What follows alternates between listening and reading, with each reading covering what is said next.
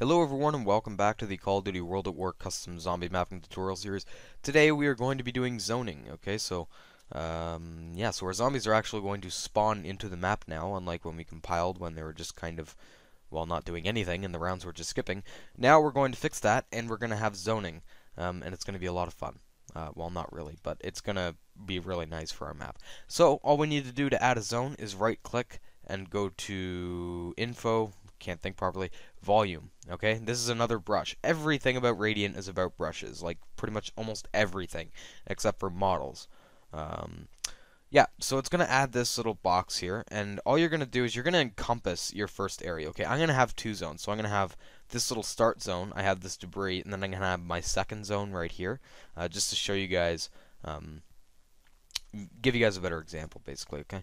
So I'm going to encompass the first area in this zone. I recommend putting it ground to roof like I did here, because if you have it down here and like the zombie's head is above it and your head is above it, it might screw up the zoning. I've never tried it, but just to be safe, make sure it goes above your zombie and your player. Just like floor to roof, or if it's an outdoor map, just make it go pretty high, like maybe 3 or 4 red blocks high on the grid 8. Okay, well actually, I think the red blocks stay the same. Yeah, so make sure it goes like 3 or 4 red blocks high, or at least 2 if it's an indoor map. Okay. Yeah, so we did add our light volume, our info volume, but you can't see it here because it's one of those textures where you can only see it from the outside, kind of like the clip textures. So you might have to clip inside your wall depending on your map. So just clip inside your wall, and it's this purple looking brush right here. It's kind of like the trigger one, but it has a little bit more of a purplish tint. Okay, so hit N, and now we're going to enter in more keys and value pairs. So the first key and value pair we're going to enter in is target start zone spawners. That was in there from something I was working on before the video. So now that we've done that, what this basically does is, see how we put target start zone spawners?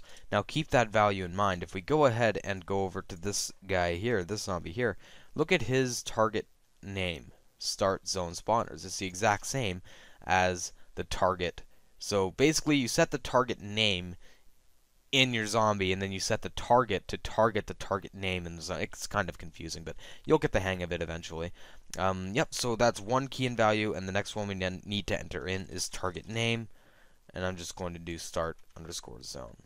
Okay, I recommend putting your spawners names to the zone name underscore spawners. Okay, that's the general naming convention, not just mine. That is like the standard kind of for how you name the zones and the spawners. Okay, so our first zone is done. That's all it took, was 2 KVPs. Now we're going to get to our second zone, which is going to be a little bit more interesting. So switch to top down. Okay, so for the second zone, I'm going to right click, go to light, nope, sorry, not light, wasn't thinking right. Oh my gosh, I've done it again. Okay, go to info volume, not light. Okay, that's going to give us that brush again. And once again, encompass your entire area, so your second area with this. Okay, there it is. And I'm going to make it go ground to, I don't think it's going far enough actually. I'm going to make it come out a little bit. Now, you want to make sure your zones aren't touching, okay? And I've heard of some issues that have happened before because people's zones have been touching and they kind of mess with the zones. So try to make sure your zones aren't touching. Okay, this little area here where it's unzoned, that's okay. Okay, that's not going to be a big deal. But yeah, just try to make sure your zones don't touch. Okay, so let's go ahead and add in the keys and values for this one as well. So first we're going to have target, and we're going to have zone 2 spawners, which is what my target name is on my zombie for this area, or my spawner for this area rather, and target name, and I'm just going to name this zone 2. Okay, there we go. So basically we're pretty much done with zoning. The only thing is, see, this zombie over here is for my second zone, as you can see. Oh my gosh, I'm hitting all the wrong buttons today. Okay, as you can see with the target name, zone 2 spawners. So that's for my zone 2. Now, the problem is, if we buy this debris and we go into this zone, this zombie isn't going to spawn yet. And because, well, we need to do something first, okay? So select one item from your debris, okay? Don't select both, it won't work. Just select one. I'm just going to select this couch here. and go over and select your zombie. Make sure nothing else is selected other than your spawner and your couch, and then hit W. And what this will do is it'll link them together. And what that's going to do is basically when this couch is activated, which is done through the trigger, when it's bought, it's going to activate that spawner. And that's what we're basically doing. Before it was linked to the zone, now it's linked to the couch, which is linked to the zone. It's a little bit complicated, but yeah, you'll get the hang of it. So, now that we've done that, we can go ahead and save, and I'm going to go ahead and compile your map to show you that the zombies do actually work, and I will... Okay, so we are back, and let's go ahead and test our map. Dead map, Nazi zombie, YT. Okay. Click to start. Okay, so we are now in our game, and if we take a look in a second...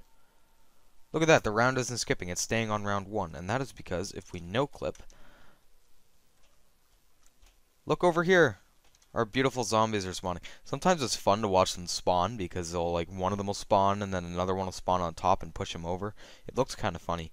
But yeah, so there's those ones over there, and then if we look over here, there's no zombie there, because we haven't activated this zone yet, which is what we want. So you can just kind of watch them drop like flies here. It's a little bit funny to watch. If you want a little bit of amusement. Okay. So now what we're going to do is open up this debris and go into this room. And let's see if they spawn on that side. They might not, because I might have been a little bit late opening it. But I think I was in time. So now that we're in this zone and we've bought that couch, the zombies should be spawning on this side of the map as well. Which they are. Look at that. There's 3 of them on this side, and there's 4 of them on this side. So yeah, so that's how you add zombies into the map. Now, one thing you will notice, they're not walking over to the barriers, right? They're just kind of standing there, like, lifeless. And even if we, like, come out of our no-clip here, so let me show you what I mean. Even if we come out of it, they're not going to attack us. And the reason is we don't have any path nodes in our map.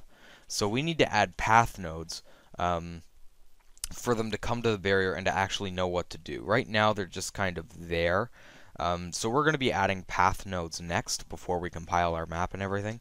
We're going to do custom load screen and menu as well, and then we'll compile it. And yeah, so that's how you add zombies, and we done the zoning. Now just do that for all the zones in your map. Like I said, I only have 2 zones. Do that for every zone, and make sure to link every debris to every unique spawner. And I will see you guys in the next video where we will be doing the path nodes and stuff like that, so these zombies aren't just kind of standing there. And I will see you guys then.